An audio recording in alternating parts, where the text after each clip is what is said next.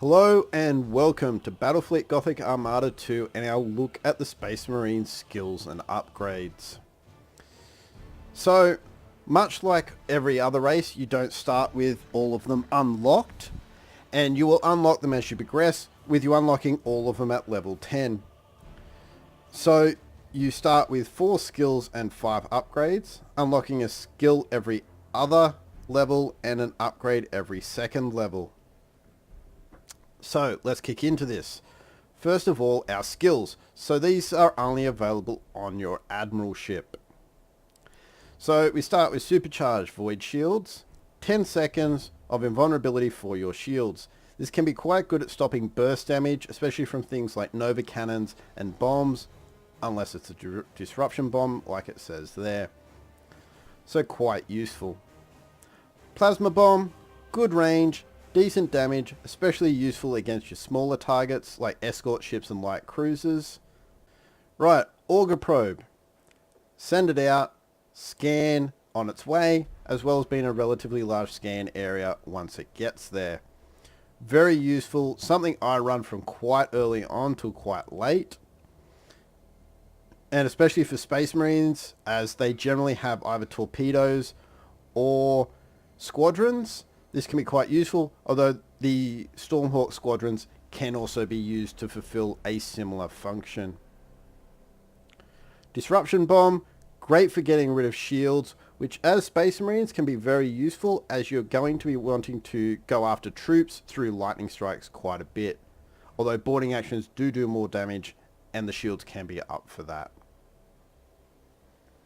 Stasis Bomb, great for slowing down the enemy.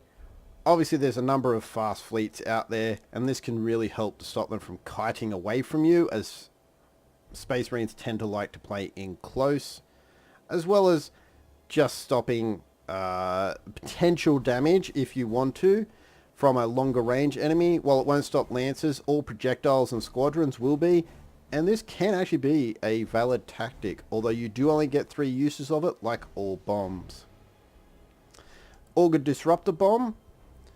So this is really good for one particular tactic that Space Marines are kind of known to run. It's not a favorite tactic of mine, and I've certainly never actually lost to it, but it does seem to be a tactic a lot of people like to use, and that is running the full light cruiser build, running them in running silent, and then heading towards the enemy. So if you run this with that, you can do it right before the enemy fleet is likely to see you, which you can tell by looking at your own rings on your ships for identification. And this will stop that from happening, allow you to really get the jump on them. Fairly high level play, but once you are seen, this does not help you to become unseen unless you hide your ship. So as long as they're still actually close to you or have some other way of seeing you, you don't suddenly become unseen to them. Again, can work with that light cruiser fleet in running silent, although once you get close to the enemy, you probably wanting to be leaving running silent for other things. Emperor's Tarot, very useful, especially with the torpedo build or with a squadron build, as you can reveal a ship and send stuff to it straight away. So while you can send your Stormhawk squadrons to any old blip, your Thunderhawks require you to be able to actually see the ship for them to do anything. So this is really useful for that, along with boarding torpedoes. And you can take out a ship of pretty much any size as long as you're running enough torps. So this can be very useful. And Micro Warp Jump. I personally wouldn't bother running a battleship unless you had Micro Warp Jump. They are quite a bit slower than the other ships in the fleet and can be very easily isolated from the rest of your fleet. So this is very good for helping them either keep up with the rest of your fleet or for escaping from being isolated. Also, Space Marine battleship rocks up right next to you and does a boarding action. That's a lot of troops that just got lost. So very good for that sort of surprise ambush in that sense. Right, on to the upgrades. So upgrades apply to various ships, and it will always tell you in the description. So for starters here with the navigational shields, it's all of your ships. And it stops asteroid fields, minefields, and spore fields from doing any damage. Quite useful early on, will get replaced by things later on when they unlock. Improved auger array. As you can see there, escort ships, light cruisers only, increasing that IED range, which can be useful, especially as a lot of Space Marines do tend to like running both light cruisers and or escort ships, so you can get a lot of value out of this. But it's a your call sort of thing, as there are other ways of keeping an eye on people. First company Terminators, so flagship only, but really does bump up that lightning strike capability on it with the critical assault chance, which, as we know, the 60% already, adding 45 to this, you're more or less guaranteed a critical hit at that point with your assault. Orant pattern weaponaries, so just increasing the range on your weapons on your flagship. I don't like this because, as I was mentioning earlier, the reason why to run micro warp jump, I don't like to have my flagship away from the rest of my fleet, as it's much harder to protect, as you can use the other ships to run interference that way, whereas a faster enemy, which there are a number of out there, can easily outmaneuver the rest of your fleet to get to your flagship and go after it. Now, it's not as bad for Space Marines as others, as the morale loss penalty is not there, but oft times with your flagship, you have your skills and such on it, you'd rather not be losing it.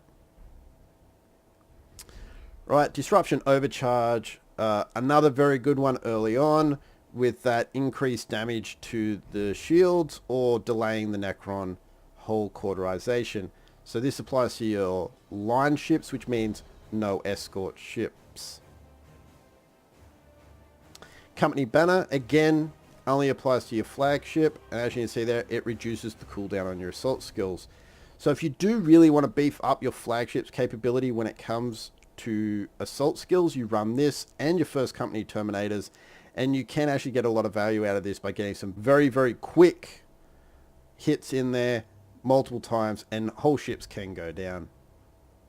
Mission Dissipator, I like this, and this is something that works very well if you're going to run the light cruiser build. I also like using it with my escort ships regardless, because being able to burn them towards points and capture those points early and quickly can be very, very helpful. Right, our Calexis Assassin, 500 morale loss, only on your flagship. Obviously, it's another thing that buffs only your flagship and your lightning strikes. Mostly because it's only the flagship, even though 500 morale is huge. I really just am not a fan of this. You're only going to get 3 uses out of it max. And if we're being honest, I do prefer upgrades that affect more of my fleet than just my flagship. Right, armor piercing ammunition. This is quite good for Space Marines, as you are going to be getting close and your ships pretty much all run macro weapons. So getting in there, reducing their armor, you can actually chew through someone fairly quickly with this. And then our Agrippina pattern void shields. So 25 armor value to shields really does help in them not going down anywhere near as quick. So that's our look at the skills and upgrades available to the Space Marines. I've already done a video on the ships, and I will be doing one on the tactics and strategies. Until then, catch you later.